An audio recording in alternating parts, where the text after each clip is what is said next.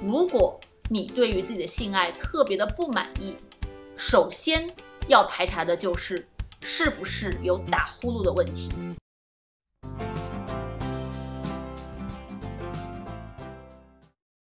著名的 Mayo Clinic 就是梅奥诊所，他们曾经做了一个非常有名的研究啊，调查了800多位有打呼噜问题的男性。他们发现那些有严重打呼噜问题的男性，也就是说每周打呼噜超过3次，打呼噜的声音极大声影响到了其他家人的休息。那这些男性他们的性爱满意度比那些有轻微打呼噜问题的男性要低了超过2倍之多。而且呢，如果一个人打呼噜还会影响到自己伴侣的休息，会让对方出现失眠的症状，睡不好，心情焦躁，情绪波动，更多的争吵，最后很有可能会影响亲密关系的质量。伯克利大学呢就有这样的一项研究，证实了双方睡觉受到干扰的时候，我们更容易在生活中忽略自己伴侣的一个情感需求，导致亲密关系严重受损。那么打呼噜其实只是一个表面现象，它很有可能代表你有更深层次的睡眠问题，例如睡眠呼吸暂停症这样的一个睡眠障碍。什么意思呢？如果你有这样的睡眠障碍，就是说你在睡觉的时候，每个小时里面你的呼吸可能要暂停或者接近于暂停很多次，导致你整个人晚上睡觉的吸氧量很低，血氧饱和量不足，心脏的负担很重，大脑负担也很重，那么你整个晚上的睡眠质量会变得奇差无比。所以呢，尤其对于男性来说，如果你出现了勃起功能障碍这样的一个问题，一定要先去排查你是不是有睡眠呼吸暂停症这样的一个睡眠障碍。德国呢有一个医生团队调查了400多位有勃起功能障碍的男性，发现其中70%多都确诊了睡眠呼吸暂停症。后来呢，这个团队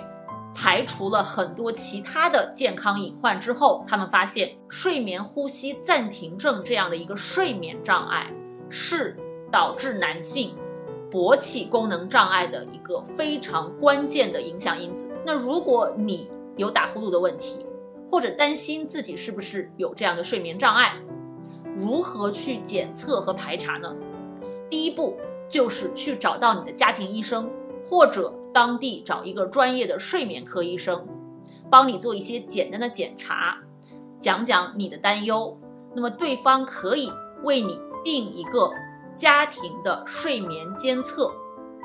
那一般呢，他会给你寄一个小仪器到家里面，你带着睡一晚上，来测试你的睡眠的情况有没有什么异常。我在这里呢就给大家展示一下这个小仪器长什么样子。大家可以看到这个仪器一共分3个部分，就是这样的一个非常小的仪器，一个腕表类的，一个贴片和一个戴在手指上的。我给大家穿戴一下。那么你拿到之后，它会有一个手机的 APP 和这个小仪器连在一起。你把这个手表状的戴在手上，指套在手上，然后呢，这个测试心跳的小仪器小贴片上面有一个粘胶，你可以把它粘在你的锁骨下方。那这样就佩戴完成了。你这样带着这个仪器睡一晚上，这个 APP 就自动记录你这一晚上的睡眠数据，然后早晨你醒了之后把这个 APP 关掉，那么这个 APP 就会自动传输这些数据给你的睡眠医生，睡眠医生直接就可以看到这个数据并加以分析解码，最终为你做一个诊断。那这个数据呢，会给你一个数值，有的它叫它 AHI 数值，有的叫 ADR 数值，它是很类似的一个东西，就是在测你在睡觉的1个小时之内呼吸暂停或者接近于暂停到底有几次。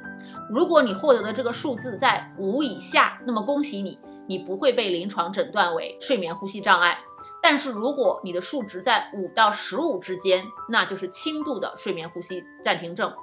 ；15到30之间是中度，30以上是重度。那我们临床上见到的最严重的患者会接近于150。你可以想象一下，就是在你晚上睡觉的时候，1个小时内，你的睡眠呼吸暂停了将近150次，这是一个什么概念，对吧？那你还有在呼吸吗？你整个人的身体状况会是什么样子呢？万一你被确诊了睡眠呼吸暂停症的话，也不要着急，现在有非常好的治疗方法，其中最经典的一个方法就是在晚上睡觉的时候带着一个呼吸机睡觉，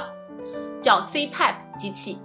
那这个机器呢，可以在你睡觉的时候检测到你的这个睡眠呼吸要暂停了，然后让空气流入到你的呼吸道，帮你把呼吸道打开，这样你在晚上就可以保证你的呼吸是一个畅通的状况。那有研究发现啊，很多男性在佩戴了这个机器仅仅3个月之后，他们的这个性欲、性唤起、性的满意度以及跟伴侣的一个亲密关系都有了大幅的提升。而且尤其是那些呼吸暂停症极为严重的男性，他们在性方面的提升就更加明显。同时呢，在佩戴了机器治疗之后，研究者还发现啊，这些男性的伴侣们平均每晚上都可以多睡1个多小时。那你可以想象，2个人都睡好了，那么他们是不是整个人的精神状态都好？也就是说，他们的亲密关系有很大的空间去提升。那我们今天主要讲的是睡眠呼吸暂停症还有打呼噜这样的一个现象对男性性健康的一个影响。之前呢，我采访过斯坦福睡眠科的一位教授，一起聊了聊睡眠呼吸不好对于女性的性欲、性功能有怎样的影响。大家可以回去查看我之前的这个视频。所以呢，哪怕不是为了你的健康，仅仅是为了你的性生活质量着想，如果你有打呼噜的问题，也请及时的去进行排查，如果确诊了，请及时的进行治疗。相信这个简单的小举动会让你和伴侣的性爱更加的和谐，更加的美好。今天的内容就到这里啦，我是13博士，订阅我的频道，和我一起聊科学，探索性的奥妙，爱自己，接纳自己，你就是人间值得。我们下期再见，拜拜。